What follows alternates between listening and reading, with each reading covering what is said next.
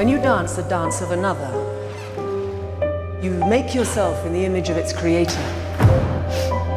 Well, in 1977, Italian director Dario Argento made a movie called Suspiria, and it's caught on as a cult horror movie classic. A lot of people really like this movie, and it's stuck decade after decade in people's heads. One of those people is another Italian director, Luca Guadagnino, coming off of a very big Oscar-winning success last year with the romantic drama Call Me By Your Name. This movie could not be further from his new version of Suspiria, which, by the way, is about an hour longer than Argento's original, which was a tight 97 minutes. This one, for some reason, is 2.5 hours and really doesn't need to be, but the clue is in the full name of the movie. Right away, we know this is going to be a little long thing here. Suspiria, 6 acts and an epilogue set in a divided Berlin. At the beginning, she gave me things. Perfect balance, perfect sleep. Oh, she wants to get inside of me. I can feel her. Oh, she can see me. We see an American dancer here, Patricia Hingle, played by Chloe Grace Moretz. She's rushing into the offices of Dr. Joseph Klemperer. He is a German psychotherapist, and she is claiming that there are horrible things going on at the Berlin Dance Academy, a very famous dance academy that she has basically escaped from. She's saying there are strange people running it, a coven of witches, things happen to her. She is freaked out, terrorized, disappears, but leaves behind a notebook with several clues and drawings that will help Dr. Klemperer as he does decide to investigate what the hell she was talking about and what's going on here.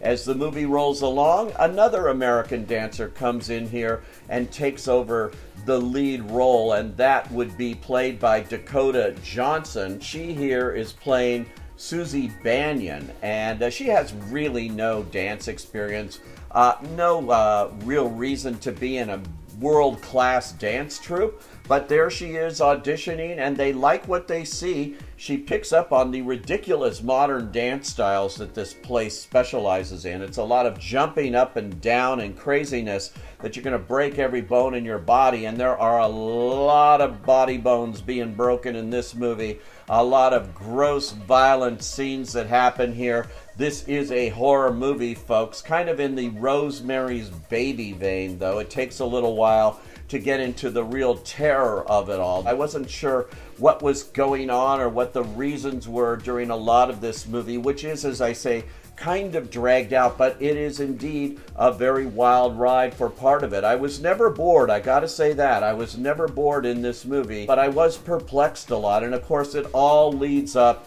to a whole big, bloody, violent, bacchanal, terrible sequence. The end is a giant dance of blood and death and everything you can imagine. I won't go into the individual characters as they're affected here. Tilda Swinton, however, plays several of them. She plays under heavy prosthetic makeup. Look for this.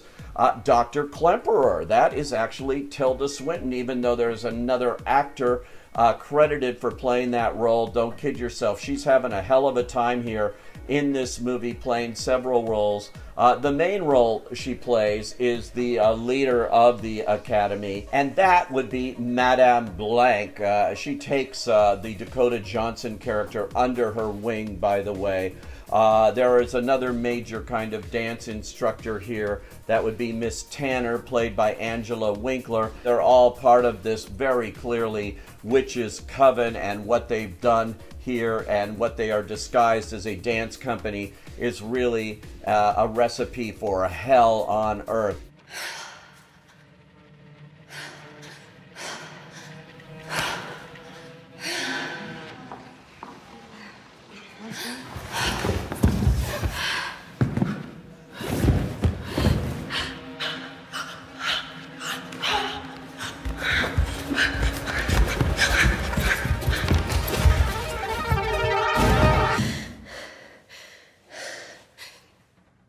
It's kind of Pasolini meets Fellini Satyricon.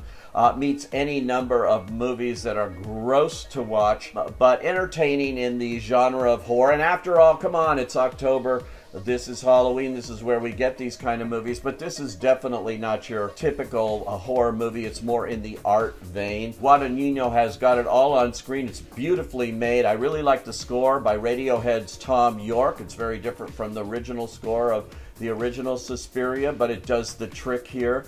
And the dance sequences are to die for. I actually found them hilarious to watch. The actors all do what they can. It's Tilda Swinton's show all the way through, though. Really loved watching her play opposite herself in these different roles. Suspiria is certainly not for everyone. I can't honestly recommend it like that. But if you're a fan of the original, you're going to see what Guadagnino's done with this one. And if you're a fan of horror in general, you may like what you see here, but you definitely, if you're a fan of Tilda Swinton, you've got to see Suspiria. She's the reason to go. And so I will give it that kind of qualified recommendation. But for others, no.